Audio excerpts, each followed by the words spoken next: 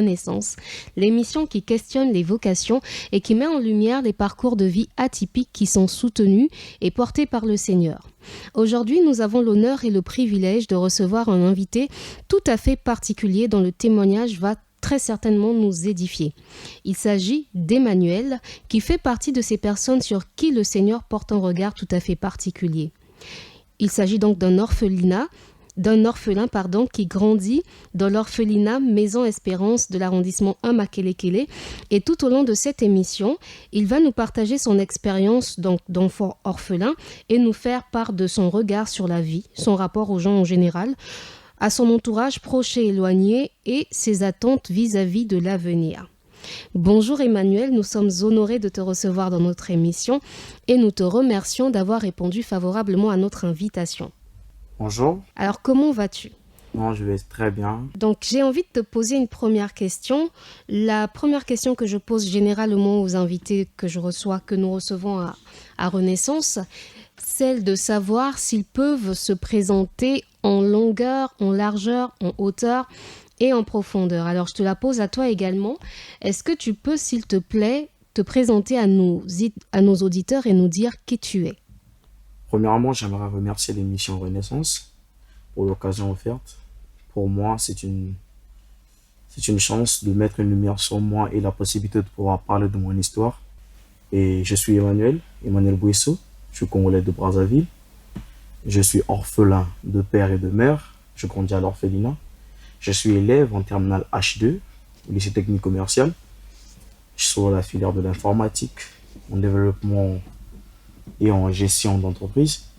Et j'ai aussi des comptes TikTok, Facebook et Instagram. D'accord. Alors, la question de savoir qui on est vraiment, au-delà de la présentation qu'on fait un peu, on va dire à l'état civil, c'est-à-dire son nom, son prénom, son âge, sa profession, c'est généralement une question qui est difficile pour tout le monde. Est-ce que c'est une question qui est encore plus difficile quand on est orphelin ? Alors la question qui en est vraiment, c'est très difficile quand on est orphelin parce que c'est pas la joie. Déjà, premièrement, tu viens à l'orphelinat, tu connais pas qui tu es et tu viens trouver quelles conditions t'adapter. Déjà, c'est déjà dur à faire. Parce que tu connais pas leur moralité, tu connais pas la marche déjà sur l'état civil. Il faut avoir un nom, on doit te reconnaître et tu n'as pas tout ça. Et le temps d'avoir ces papiers, être reconnu autant que je pense que c'est très difficile, surtout quand on est orphelin. Tu dis quelque chose de très fort, tu dis que savoir qui on est, donc tu parles déjà de son passé, et c'est vrai que dans ton cas, tu es orphelin des deux, de père et de mère. Alors, est-ce que tu peux nous parler de ton histoire ? Comment tu t'es retrouvé à l'orphelinat ? Est-ce que tu as des éléments de ton passé ? Ta famille, est-ce que tu es en contact avec eux ? Comment tu fais pour te retrouver à l'orphelinat ? Premièrement, il y a ma mère qui meurt après m'avoir mis au monde. Donc sur le champ, elle meurt. Et j'ai jamais connu mon père. Mais il y a d'autres personnes qui disent, il était parti par la pression de la société parce qu'il fallait enterrer maman, il fallait. Et il est parti, il a fui, entre guillemets. Donc je ne l'ai jamais connu, mais ma mère, elle est morte sur le champ. Et mes grands-parents m'ont récupéré. Et je tenais à préciser que je suis né à Mati. Je suis né à Mati, qui est un village. Et mes grands-parents m'ont pris, ils ont commencé à m'élever et ils n'ont pas pu. Du coup, ils m'ont ramené à Brazzaville. Et à Brazzaville, ils m'ont déposé dans l'orphelinat qui est Maison Espérance. À l'âge de 5 ans, je me suis adapté et c'était ça. C'était vraiment dur. Alors, est-ce que donc les grands-parents t'ont certainement emmené à l'orphelinat parce qu'ils n'étaient pas en mesure de prendre en charge comme il se devait ? Est-ce que c'était par rapport à leur âge ou par rapport à leurs moyens ? Est-ce que tu sais pourquoi ? Est-ce qu'ils t'ont dit pourquoi ? Est-ce que tu as gardé contact avec eux ? Déjà, mes grands-parents m'ont ramené à l'orphelinat parce qu'ils n'en pouvaient pas déjà. Ils n'en pouvaient plus me nourrir, déjà en tant qu'enfant à Brazzaville, dès lors qu'il me ramène en ville, la pression de la société permet que l'enfant doit être scolarisé. Et si les grands-parents n'ont pas de moyens, ils se sentent déjà irresponsables d'un côté. Donc cette pression, l'enfant doit être éduqué, l'enfant doit être. Tout ça ne les a pas permis d'avancer. Ils ont décidé de me déposer à l'orphelinat. Et les grands-parents, ils sont morts. Tous les deux. J'ai plus de repères. Donc c'était tes grands-parents maternels? Oui, je crois. C'était maternel puisque c'est eux qui ont pris la charge de maman quand elle est morte. Déjà paternelle, ils ne pouvaient plus parce qu'il fallait enterrer maman. C'était maternel qui m'ont récupéré et ils sont morts. Et à quel moment ils meurent? Et ils meurent à Brazzaville ou ils étaient repartis à Mati? Non, ils meurent à Brazzaville. Ils meurent à Brazzaville quand je suis en CM2. Je l'apprends très tard, mais quand je fais l'analyse, c'est quand je suis en CM2. Parce que c'est 2016. Je suis en CM2. Et t'as quel âge à ce moment-là? Là, j'ai 20 ans. Mm. J'aurai 20 ans le 10 avril. Non, quand les grands-parents meurent, tu as quel âge? Les grands-parents meurent, j'ai 12 ans. Et tu l'apprends comment? Puisque ils venaient parfois faire des dons comme du foufou, puisqu'ils en faisaient à Mati. Et on n'avait plus de repères. Ils venaient plus. Ils venaient plus. Et toujours dans la société, il y a toujours quelqu'un qui les connaît. Et parce qu'ils vivaient déjà au plateau, d'autres les connaissaient au plateau, puisque il y avait toujours ce petit contact avec ses grands-parents. Du coup, il n'y a plus ce contact-là. Il fallait savoir, mais celle qui vivait là au plateau, elle est où? Non, il avait vendu la parcelle parce qu'il y avait maladie et tout. Quand quelqu'un meurt, il y a toujours des gens qui savent. Qui savent. Et du coup, la nouvelle est arrivée. Que mes grands-parents sont décédés. Puisque déjà, je n'ai pas connu le grand-père, c'était juste la grand-mère. Il y avait juste elle qui était. Donc c'est elle qui est décédée. Et donc, le grand-père, tu l'avais pas connu. La grand-mère, c'est la seule qui était venue à Brazzaville ou les deux étaient venus, mais tu ne voyais que la grand-mère? Non, il y avait la grand-mère qui était là et l'oncle. L'oncle, il était un peu plus fort. Et lui aussi, il n'y avait plus de repos. Puisque quand ils venaient pour me voir déposer du foufou, ils étaient accompagnés. Et les deux, il n'y avait plus de contact. Donc, on va dire que la structure familiale n'est pas très forte puisque tu prends des nouvelles de gauche à droite. Donc, du coup, tu te retrouves à 5 ans à l'orphelinat. Est-ce que tu comprends ce qui se passe? Parce que tu dis que l'adaptation a été difficile. Mais est-ce que à ce moment-là, quand on vient te déposer, tu comprends ce qui se passe ou au moins on essaie de t'expliquer ce qui se passe comment tu le comprends? Je comprenais rien déjà. Ça se passe, j'arrive, je vois, ouf, c'est quoi ça? Je me demande, c'est quoi ce nombre de personnes? Parce que j'ai la mentalité du village. Au village, il y a moins de gens. Soit il y a 2 personnes dans la cour, il y a moins de gens. Soit c'est le rassemblement qui. Je me dis, ouf, c'est quoi ces personnes? Beaucoup d'enfants, beaucoup de grandes personnes. Vraiment une structure harmonieuse. Il y avait des jeux, il y avait. Tout était vraiment incroyable. Déjà, je ne connaissais rien, du coup, il fallait m'adapter. Et du coup, c'était des pleurs. C'est un monde très étonnant pour moi, du coup, je pleurais. Étonnant par rapport à quoi? Par rapport au fait qu'il y a beaucoup d'enfants, qu'il y Beaucoup a d'enfants, beaucoup d'animations. beaucoup d'animation. Et quand tes grands-parents repartent, ils repartent sans te dire un mot? Sans me dire un mot. Ils te Je m'en- laissent là? Je m'en souviens même pas d'un mot. Parce que j'ai commencé à pleurer en disant, on l'a ri, Mamao il a un sac. Parce qu'elle était venue avec un sac. Je demandais, elle est où, elle est où? Personne ne me répondait. Et donc tu restes seul, tu comprends qu'il y a quelque chose de pas normal. Oui, Et tu pleures comme ça pendant combien de temps, combien de jours? Combien de temps tu fais pour finalement te dire qu'à un moment donné tu vas devoir t'adapter? déjà, je pleure pas assez. J'ai pleuré pendant apparemment la première soirée, la deuxième, parce qu'il y avait de l'ambiance la journée, il y avait des jouets, il y avait tout en fait, il y avait du rire. Du coup, j'ai oublié petit à petit. Et le nom de Bouesso que tu portes, est-ce que c'est le nom de la famille de laquelle tu es issu ou on a dû te faire des papiers? Déjà, le nom de Bueso, il est très significatif parce qu'il signifie de la chance. Parce que j'avais de la chance de survivre. Puisqu'elle est morte, qui devait me mettre de lait, tout ça, l'alimentation. Donc, je survis par chance.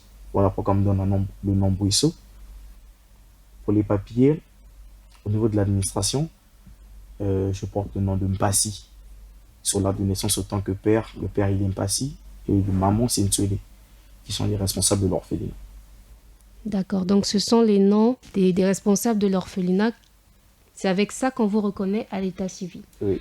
Mais le nom de Bueso, est-ce qu'on te l'a donné par rapport à ton histoire ou c'était le nom de ton père biologique? Non, c'était pas le nom de mon père biologique, à ce On, que je sache, on l'a donné par rapport à ton par histoire. rapport à l'histoire.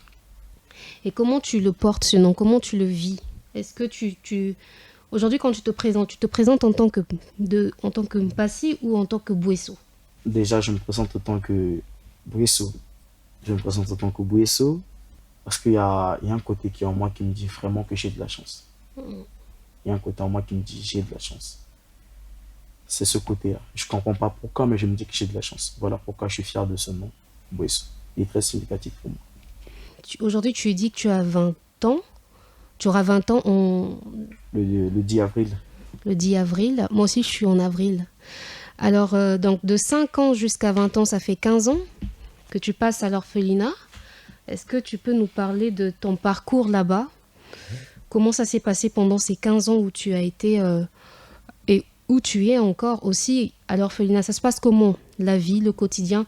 Quelles sont les difficultés majeures que vous avez rencontrées en tant que famille de là où tout le monde vient d'un peu de partout avec des histoires difficiles et compliquées? oui, c'est très, très, très. C'est une très belle question. Déjà, quand nous venons, chacun son histoire.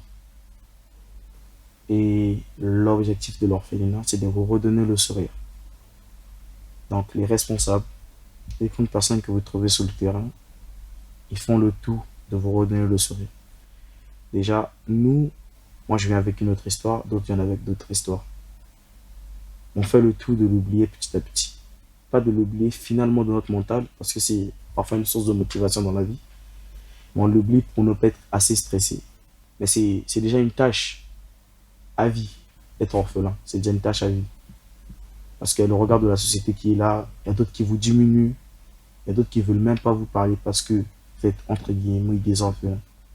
Vous n'avez pas de père, vous connaissez rien de la vie en famille. Mais c'est dur.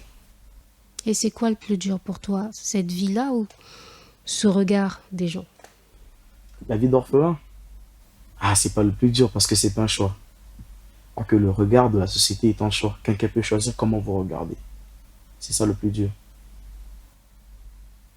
Pour moi, déjà, quelqu'un qui décide à me regarder ou me dénigrer autant qu'orphelin, moi, je comprends pas pourquoi. Parce que c'est pas un choix. On ne fait pas ce choix-là. C'est ce qui arrive.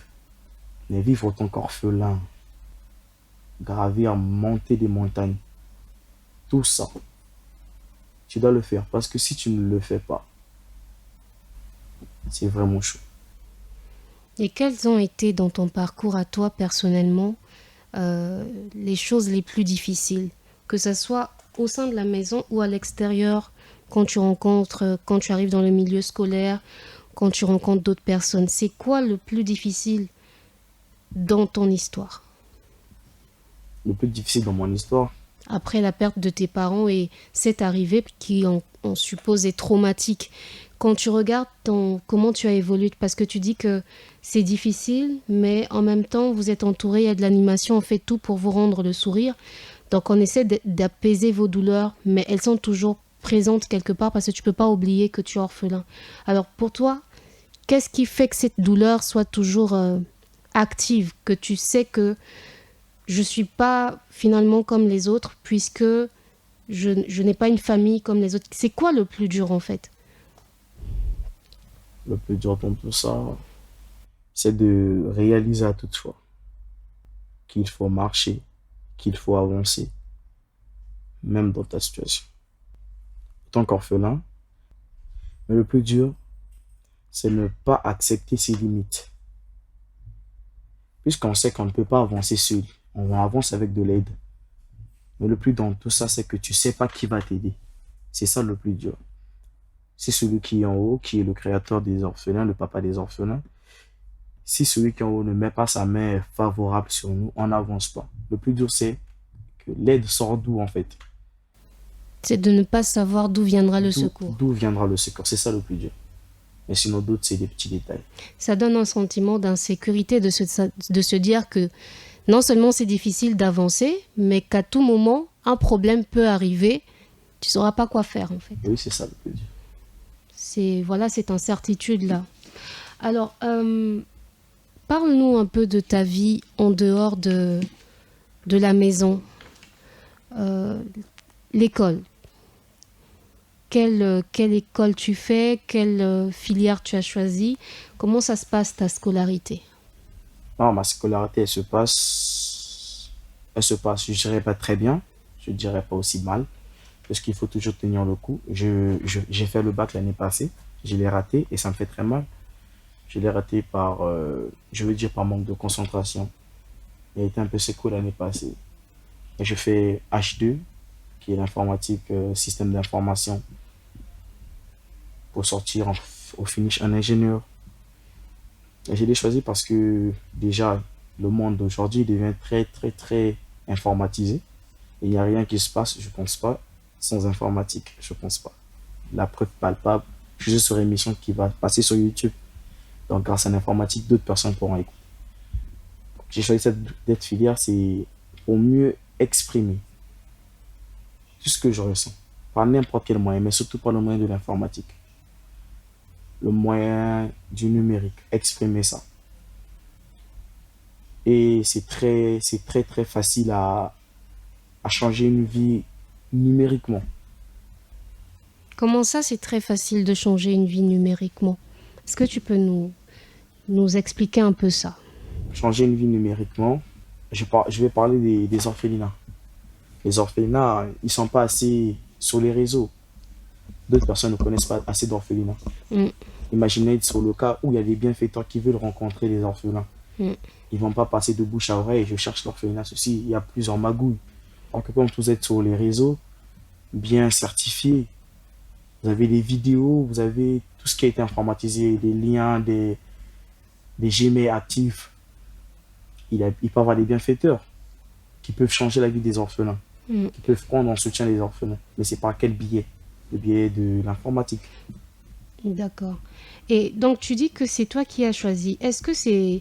Tu nous as dit que c'est un choix parce qu'on sait en fait que dans certains orphelinats, ce sont les parents, enfin les personnes qui gèrent l'orphelinat, qui proposent aux enfants les filières, souvent vers des filières professionnelles pour être en mesure de se prendre en charge, puisque à un certain âge, normalement, les enfants devraient quitter l'orphelinat. Donc pour toi, dans ton cas, ça a été un choix. Chez vous, à l'orphelinat Maison Espérance, c'est un choix que vous faites par rapport à vos études. Déjà, le choix. Le choix, c'est une question très, très, très capitale. Puisque même le choix, la société a une part dans ça. Même le choix. Quand tu as un choix, tu exposes au niveau des parents, des responsables. Et les parents vont te le dire parce qu'ils ont plus d'expérience que toi. Ils vont te dire non, fais pas ça. Voyons ceci, voyons cela. Tu fais ceci. Ils peuvent avoir raison comme ils peuvent avoir tort. Déjà, moi, à la base, je ne voulais pas faire informatique. En fait, je voulais... Comment je vais l'expliquer? Je voulais faire un truc sur le réseau. Mais je ne connaissais pas vraiment c'était quoi la filière. Je voulais faire G2. Et puis, ils m'ont dit que non, mais le monde y va du côté de l'informatique et tout. J'ai dit oui, oui, c'est vrai. J'ai pas tardé. J'ai même pas... Puisque il y a un côté en moi qui voulait vraiment être sur les réseaux. Il me dit oui, oui, c'est ça. C'est ça. Puisque je ne connaissais pas qu'il y avait une série qui s'appelait H. J'englobe parce qu'il y a la H1, H2, H5 jusqu'en. Et je suis allé, j'ai fait le concours. J'ai obtenu le concours. C'était ça. Donc professionnellement, tu choisis le numérique et tu dis que ça aide. Normalement, ça devrait aider pour la gestion, l'organisation des orphelinats et aussi pour leur visibilité. Est-ce que, par exemple, quelle est la visibilité aujourd'hui de la Maison Espérance? Est-ce qu'il y a des gens qui arrivent à vous retrouver sur les réseaux, à vous voir? Est-ce que vous arrivez à faire des connexions importantes par ce moyen-là? Ah, sur la visibilité au niveau de l'Internet. Oui. Déjà, au niveau de l'Internet, il y a Jar TV qui publie sur Facebook. Il y a Télé Congo qui publie sur Facebook. Il y a aussi les extraits sur TikTok, sur le compte de Maman Chama. Il y a un peu tout ça. Du coup, quand les gens y voient, ils disent comment vous contacter. Comment vous contacter. Et en bas, on met des références. Le numéro de maman, WhatsApp, comme l'autre. Et donc, pour revenir un peu sur la vie à la maison, comment ça se passe avec tes frères? Vous êtes combien à la maison? Comment ça se passe, les relations?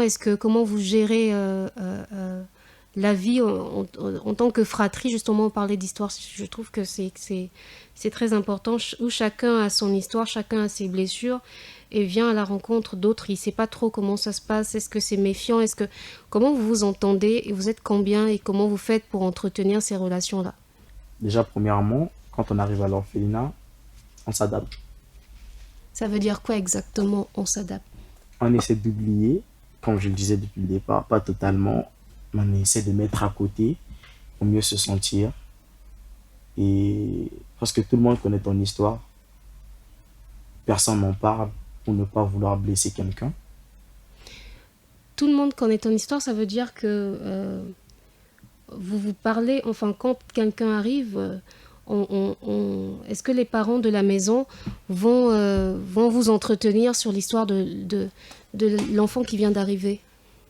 Ça se passe au niveau des grandes personnes. Mhm. Les plus âgés, je ne veux pas dire que quelqu'un arrive et on va aller voir un enfant de 6 ans pour l'expliquer tout ça. Non. Les Mhm. grandes personnes, Mhm. les gens, ils doivent savoir comment il est arrivé, dans quelle situation il a quitté là-bas. Mhm. Donc, ces grandes personnes-là connaissent ton histoire et par ça, ils vont connaître comment marcher avec toi. Et est-ce que vous avez des cas où vraiment tu as eu des frères et des sœurs qui ont eu un grand mal à s'adapter? Un grand mal à s'adapter. C'est-à-dire que c'était vraiment traumatisant pour eux, au point où ça a pris plus de temps que pour les autres. Ah, mais c'est bizarre.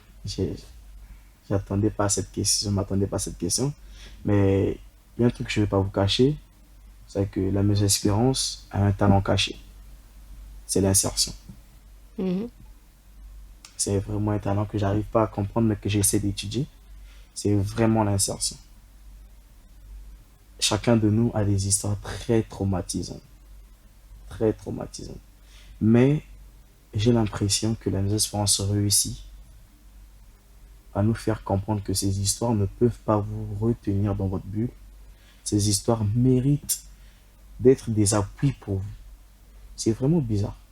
La Maison Espérance réussit à nous mettre, en fait, je sais pas, ce sentiment-là, d'oublier et de passer à autre chose pour avancer.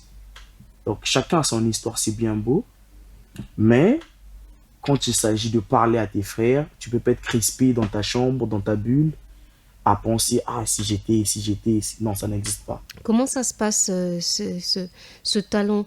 Est-ce que vous avez des moments où les aînés, je pense que vous avez des aînés qui vous conseillent, est-ce que ça passe par par le biais des activités culturelles? Comment ça se passe pour faire oublier, ou en tout cas essayer de faire sortir un enfant de sa bulle quand son histoire est particulièrement difficile?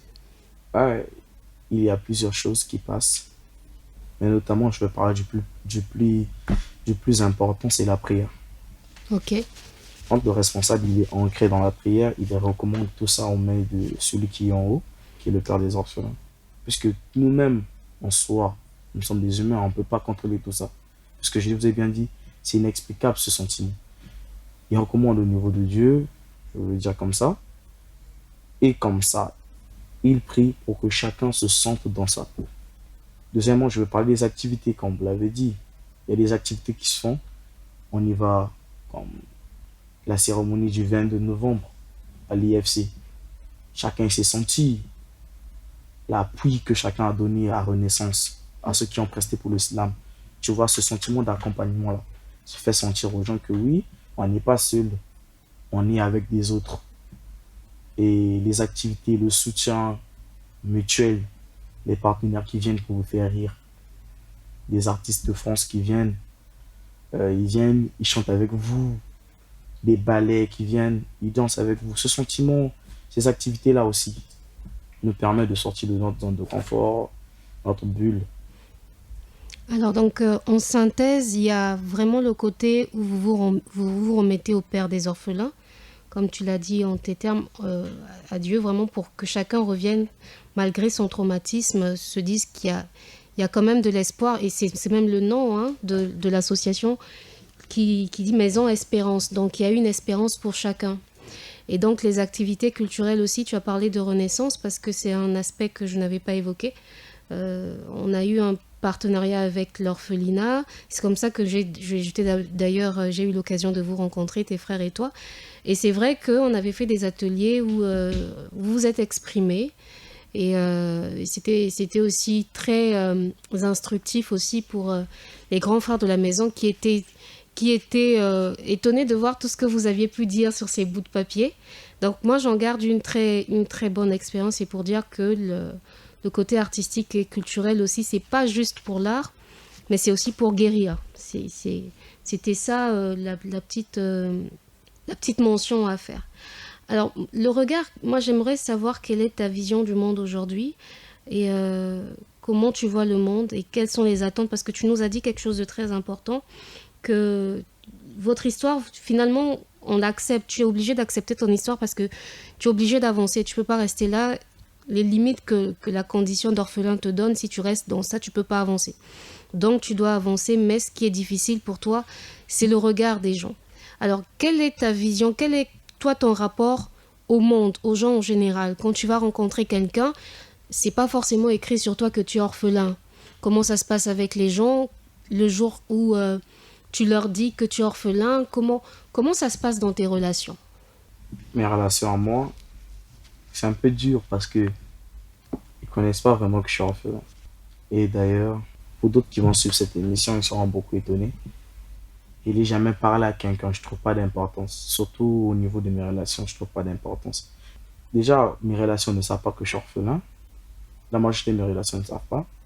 Pourquoi j'en dis pas? Parce que il y a une certaine injustice qui se passe. Et je suis contre ça. Je suis vraiment contre ça. Parce que déjà, quand on est orphelin, la société te méprise. Ils n'ont pas du tout tort, mais ils n'ont pas aussi du tout raison. Parce que eux, ils se disent que tu connais rien dans la famille. Tu connais rien de ce qui est papa et maman à table, et toi tu es là. Tu connais rien de ça. Toi, tu connais que vous êtes là, les gens viennent, ils vous font des dents, vous mangez, vous dormez, c'était du jour au lendemain. C'est comme ça qu'ils ont la perfection de tout ça. Et déjà, moi, les gens pensent que j'ai des parents bien assis, ils sont là. Mais ce travail-là vient de moi. Ce travail vient de la Maison Espérance. Puisque moi, mes responsables, je les prends comme mes parents. Mes responsables, c'est mes parents. Du coup, je me dis que la vie que j'ai pas, que d'autres disent que j'ai pas, moi, je sais que je l'ai. Puisque j'ai déjà mes parents que Dieu m'a offert. Maman Dorcas, papa Josué, ils me suffisent. Du coup, je vis ma vie comme ça. Ce qui me fait plus mal, c'est que la société s'en fout de ça. Ils se disent que quand on est orphelin, en tout cas quand la vie s'arrête à l'orphelinat, tu deviens enfant de la rue. Les gens se disent que dès lors que l'orphelinat peut fermer, vous devenez enfant de la rue. Et déjà pour d'autres personnes, c'est pas tout le monde qui réfléchit comme ça. Mais je parle des gens qui ont des mentalités très, très bizarres. Les gens qui sont très pessimistes. Les orphelins, ils n'ont pas la place sur d'autres tables. Prenons des cas à l'école, quand le service social, parce que chaque école a un service social, ils demandent qui vit à l'orphelinat. Quand tu lèves ta main, tu vois la société, il est un peu celui-là. Donc c'est ce regard d'injustice-là. Je suis vraiment contre ça. Alors, tu as dit des choses qui viennent nous chercher.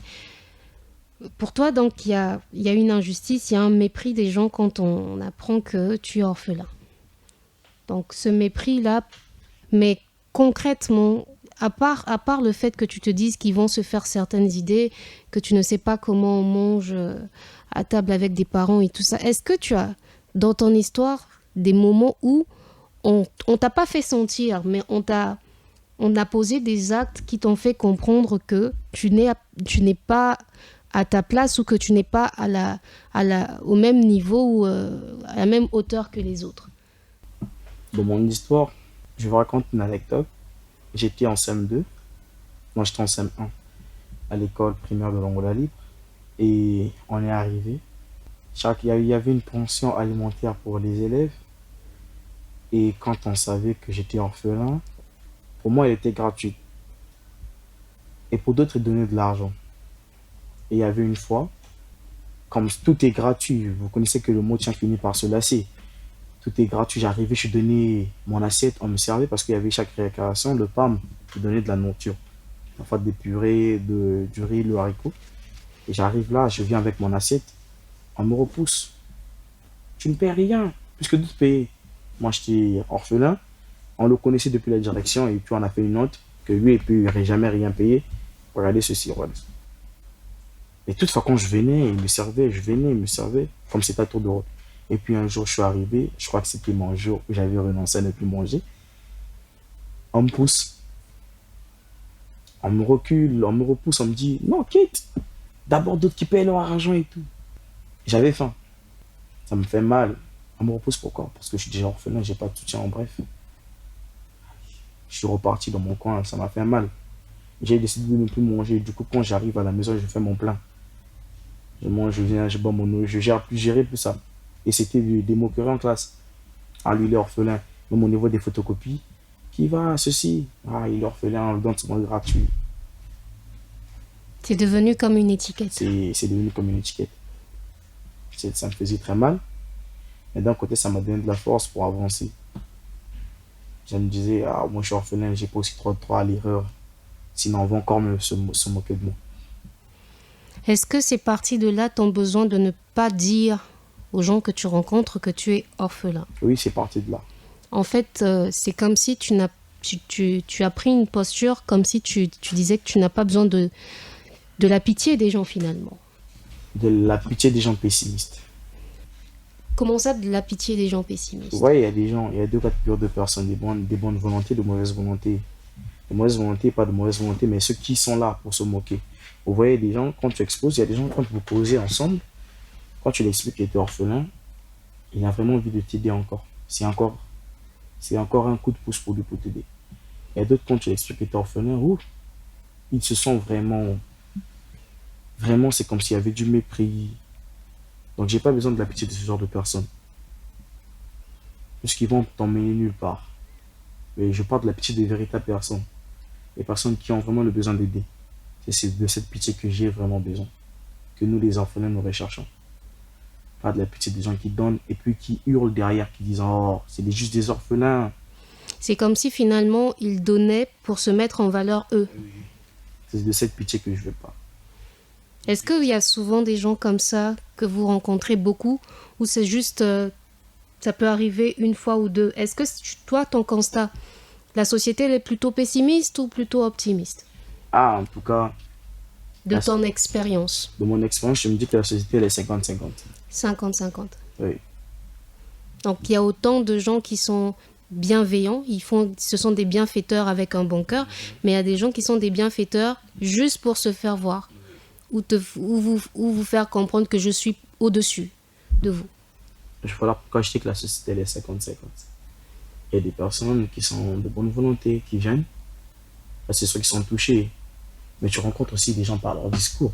Tu dis, ah, celui-là, il veut montrer quoi?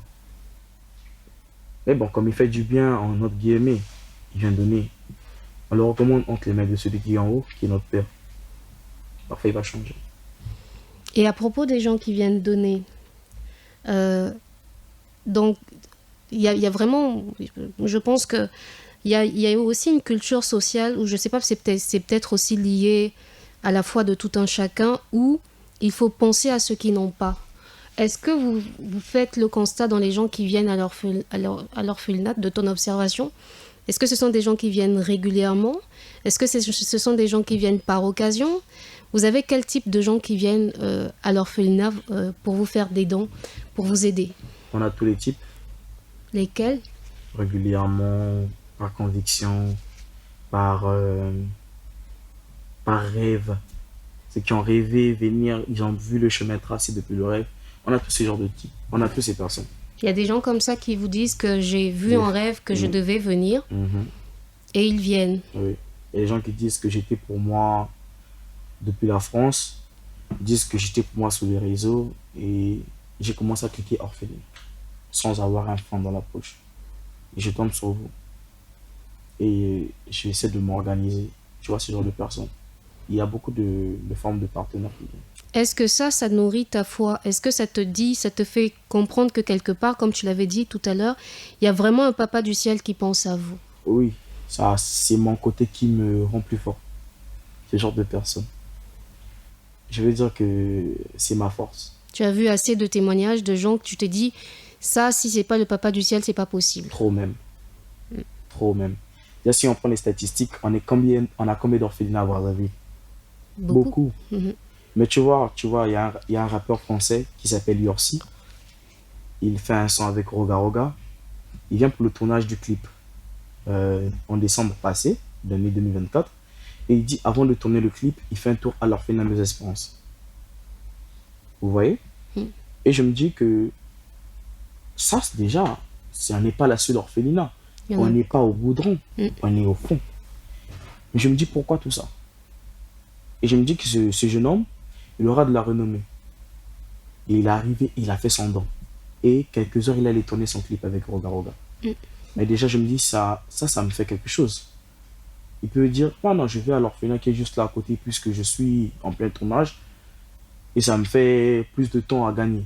Mais je me dis qu'il ne fait pas ça. Il vient plus au fond, il vient donner. Donc c'est comme si les gens sont guidés. Les gens, ils sont guidés. Et moi, je sais qu'ils sont réellement guidés par celui qui est en haut. Mhm. Ils sont réellement guidés. Et je me dis, dès lors qu'il est venu, on a rencontré beaucoup de personnes. Ils disent qu'on ne le connaissait pas. Du coup, on cherchait juste, on avait des dents dans la voiture, on cherchait juste où aller et on est guidé par, tu vois, ce genre de personnes. Et puis on te dit, cours au goudron, tu vas rencontrer monsieur un tel. Tu cours là. Il dit, c'est où le passage? Il ne connaît pas. Tu vois, ce genre de personnes. C'est des personnes qui m'inspirent. Des personnes qui disent, des personnes qui te font comprendre que tu n'es pas seul.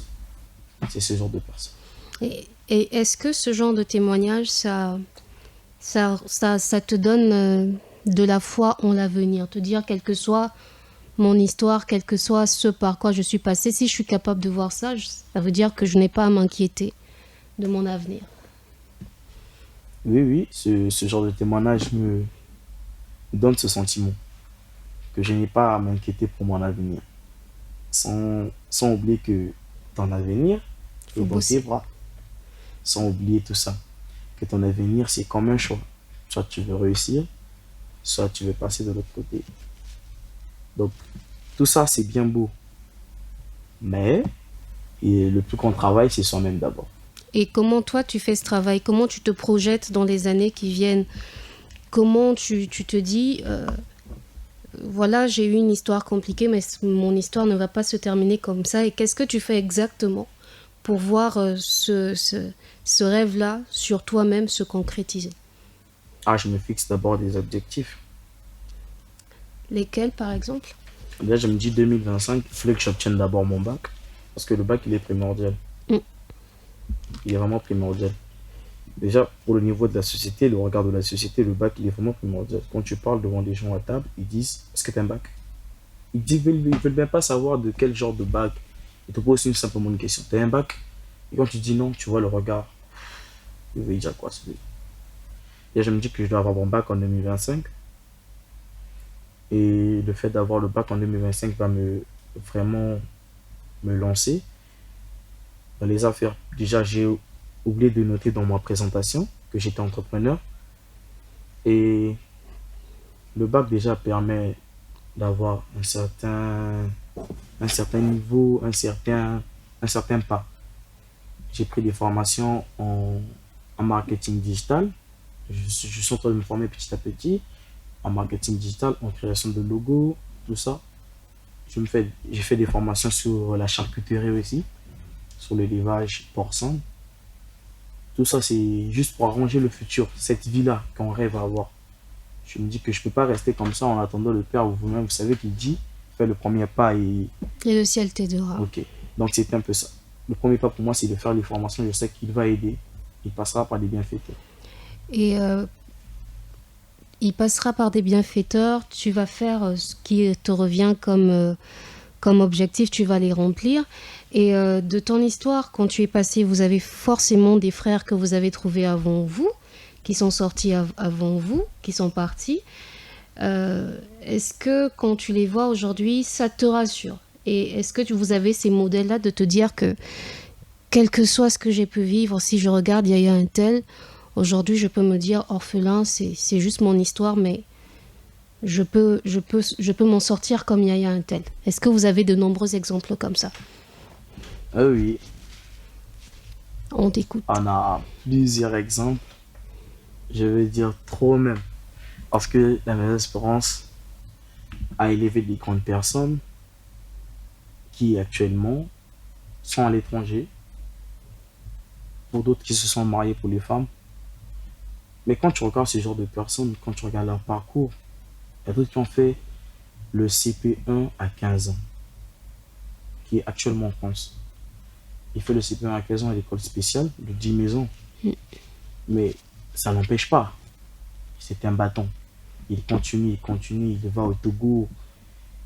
Il a étudié en logistique, il revient à Brazzaville, il commence à travailler à la Congolaise des routes, LCA.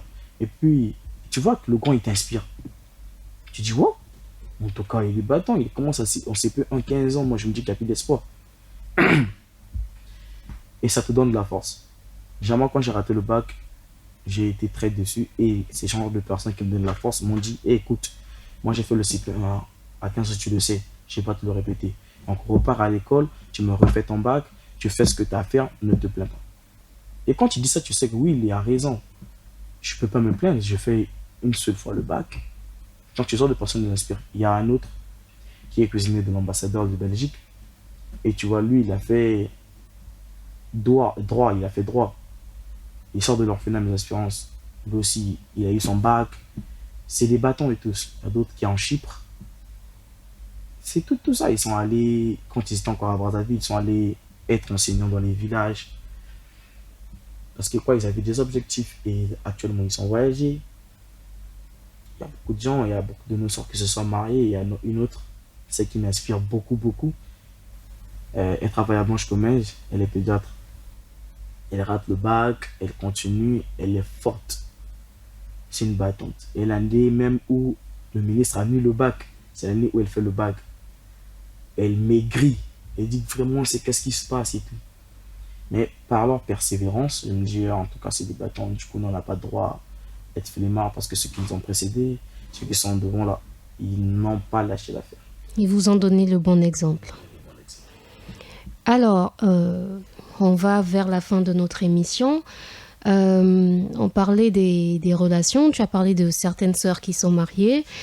Est-ce que toi, le mariage, je sais que c'est une question un peu personnelle, est-ce que ça te parle? Est-ce que tu n'as pas l'impression que... Ou tu te poses ce genre de questions, est-ce que le fait que j'ai grandi sans papa, sans maman, ça peut me mettre en difficulté pour le mariage? Est-ce que tu te poses ce genre de questions? Sans papa, sans maman, déjà, c'est pas ça la question. Puisque sans papa, sans maman, il y a des grandes choses qui peuvent être réalisées.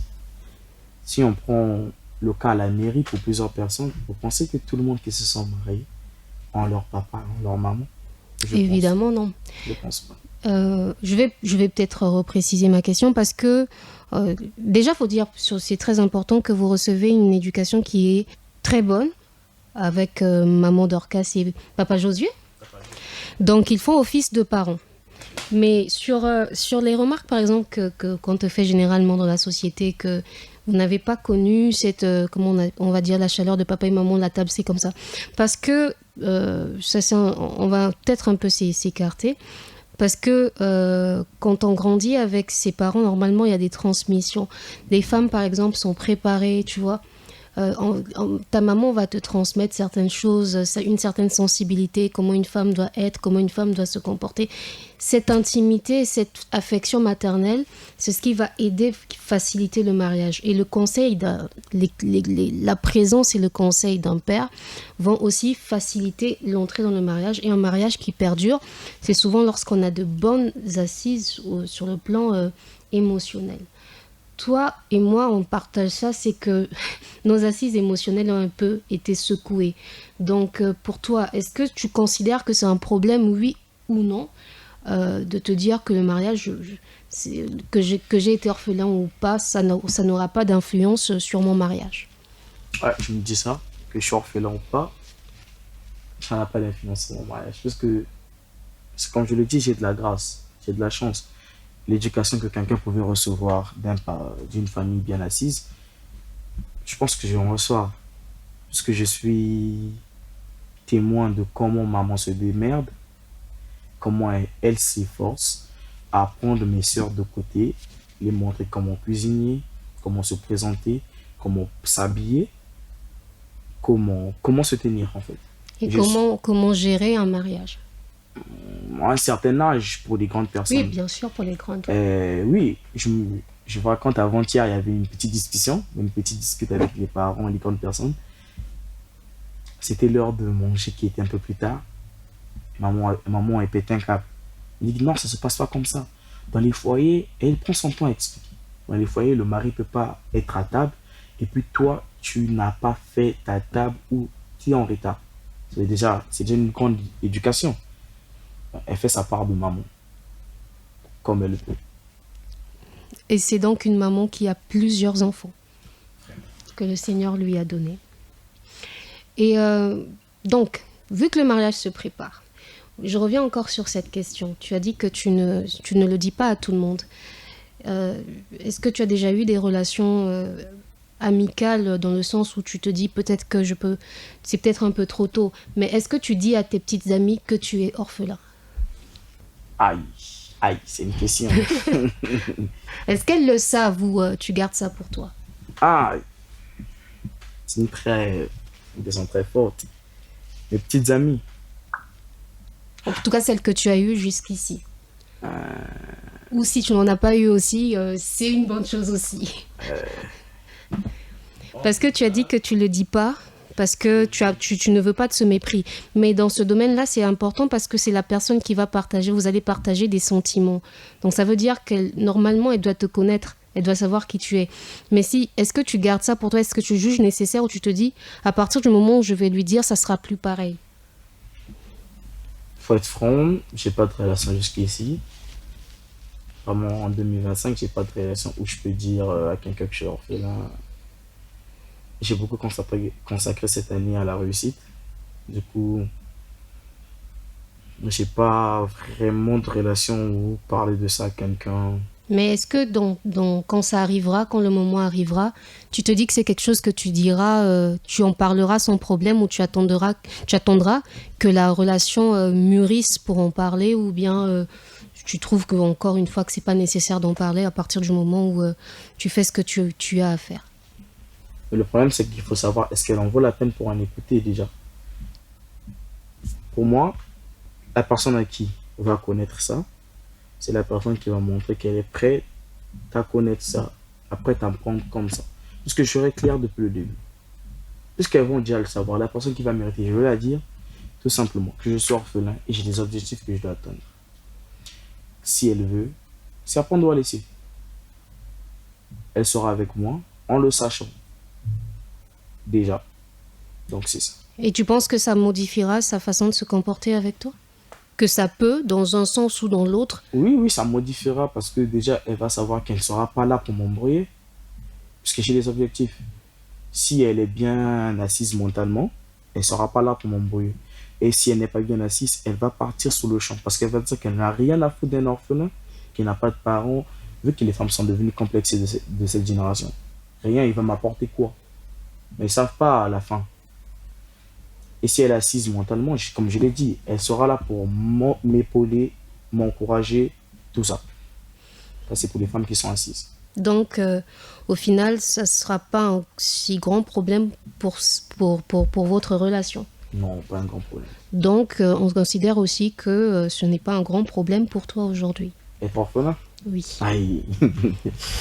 Ah non, à part le côté de ton histoire, à part le côté traumatisme, en fait, la façon que tu te projettes est très positive. Donc, ça veut dire que malgré les blessures, on ose espérer que ton regard, il demeure optimiste sur la vie.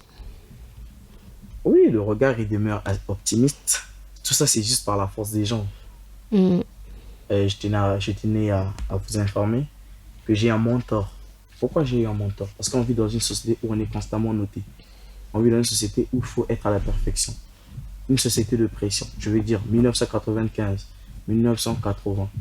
La même pression n'est pas la même pression actuelle. Et pourquoi? 2025 devient avec une forte pression. Et pour cela, il faut être au top. Et j'ai un mentor qui m'enseigne tout ça.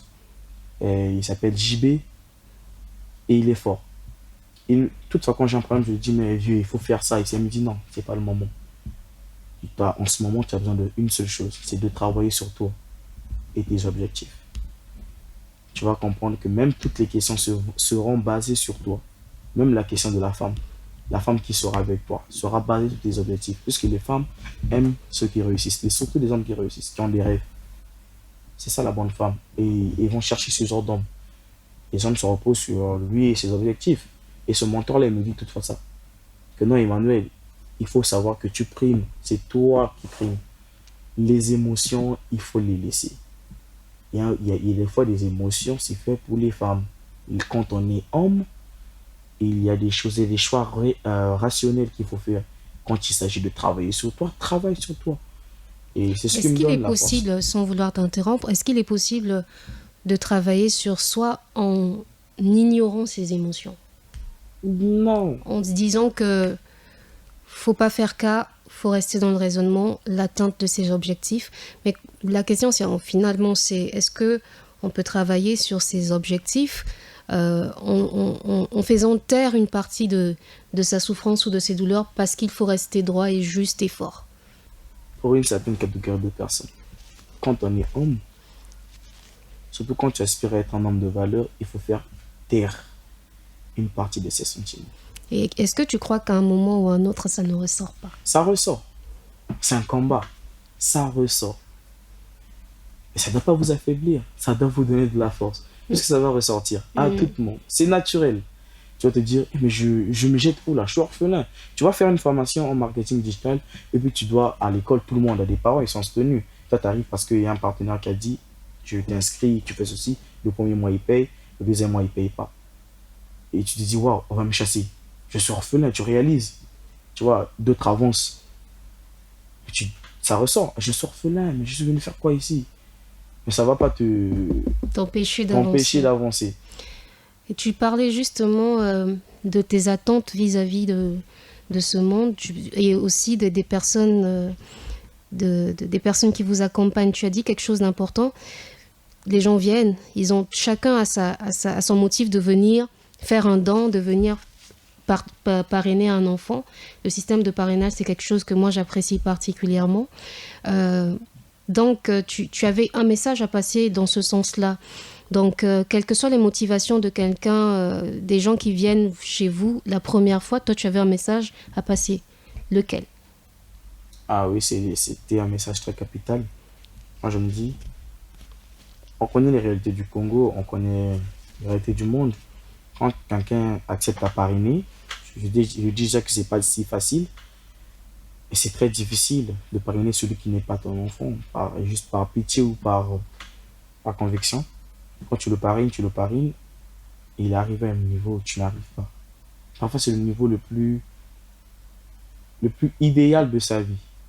Imaginons que tu as commencé à le parrainer du CP1 en terminale. Il obtient son bac, tu le parraines plus, il s'assoit. Vous voyez un peu ce que ça fait. C'est pas parfois par ta propre volonté, mais c'est parfois les aléas de la vie. Tu n'as plus de travail, parfois tu as perdu un proche, papa, maman. Tu n'as plus ce même privilège-là. Et même, tu arrêtes de parrainer l'enfant, et l'enfant, tu vois, son avenir s'écroule. Sentimentalement, pour les faibles d'esprit, il s'écroule. Il dit, ouais, j'étais parrainé, mais là, tu vois, il perd un peu ce confort-là. C'était juste pour ça que je voulais parler. L'après, dans tout ça. Même pour ceux qui ne sont pas parrainés. Vous voyez, on va manger le lendemain, on mange, la vie avance, mais après tout ça, parce qu'on va grandir, qu'est-ce que la société nous réserve? Nous qui avons les étiquettes autant qu'orphelins, qu'est-ce que la société nous réserve? C'est ça mon regard du monde. À la fin de tout, qu'est-ce qu'on saura si vraiment on ne fait pas cette grâce? Non, pour toi, le suivi, c'est important. C'est vraiment important. C'est capital.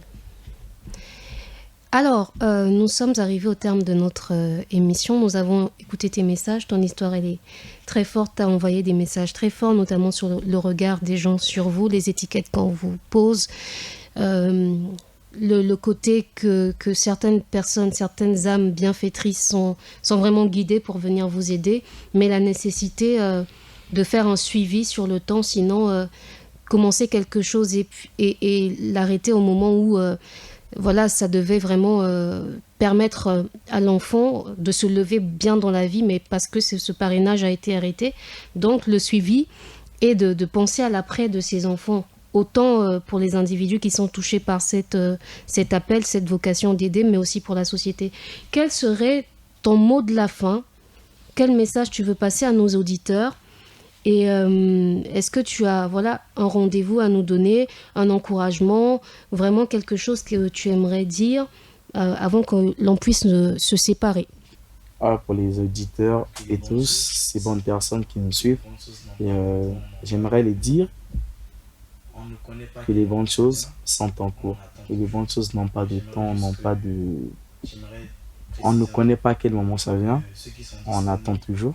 Et j'aimerais préciser un truc, que ceux qui sont disponibles, de ne pas rater le 29 mars, parce que c'est la sortie officielle des réseaux des orphelinats. Et il y aura plusieurs talents sur scène, le slam, je cite, le théâtre, de la chanson, de la musique. Il y aura beaucoup des orphelins qui vont s'exprimer. Et je crois que ces bienfaiteurs ont toujours rêvé que les orphelins s'expriment. Ils ont toujours rêvé que les orphelins... nous, on sera là. Hein. Renaissance sera là. Et Renaissance va aussi participer dans le sens pour vraiment... Nous avons travaillé une première fois, c'était à l'Institut français, donc on va aussi continuer à faire ces textes-là parce que ce qui sort sur scène quand on entend les orphelins et les malades, c'est très très très fort. Donc lorsqu'on aura plus d'informations, plus de détails sur cette cérémonie, on fera parvenir à nos auditeurs. Alors nous, on te dit merci pour le temps que tu as disposé parce que moi, je partage quelque chose avec toi, c'est les étiquettes de la société. Une fois qu'on pose une étiquette à quelqu'un, on ne cherche pas à savoir qui il est vraiment. Donc dès qu'on voit orphelin, on ne sait pas que derrière orphelin, il y a une personne, il y a une vie, il y a une histoire, il y a des émotions, il y a un ressenti et il y a aussi une vision du monde et de l'avenir. Donc, merci d'avoir porté ta voix pour nous faire entendre Emmanuel derrière l'étiquette d'orphelin en espérant que cette étiquette ne compte plus pour tout le monde et qu'elle ne te suive pas toute la vie, qu'elle tombe à un moment donné et que ça soit finalement seulement Emmanuel, pas Emmanuel l'orphelin, c'est pas un nom de famille, juste Emmanuel, sachant que ton témoignage, je pense aujourd'hui, va bousculer beaucoup de gens et va motiver beaucoup de gens à s'intéresser aux personnes en situation de vulnérabilité, malades, orphelins.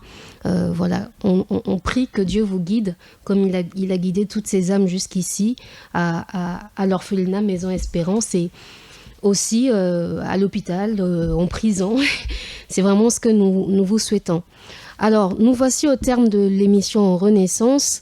Chers invités, nous vous invitons, pour ceux qui ne l'ont pas encore fait, à vous abonner à notre chaîne YouTube Renaissance qui s'écrit R-E-N-E-S-S-2-S,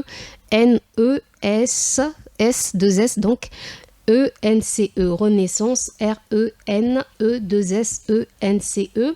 Abonnez-vous pour ne manquer aucun de nos témoignages, les prochains qui vont venir. Partagez autour de vous ces histoires qui peuvent motiver, qui peuvent vraiment faire aussi comprendre l'importance de la vie et l'importance de ne pas mépriser la personne que vous avez en face de vous, quelle que soit son histoire, quel que soit son vécu, parce que Dieu vit en tous et en toutes. Nous disons merci à Exaucé Kela d'avoir coordonné cette émission et à Taman Dehous qui est à la régie pour la diffusion. Et on se dit donc à très bientôt pour une nouvelle émission Renaissance. D'ici là, portez-vous bien.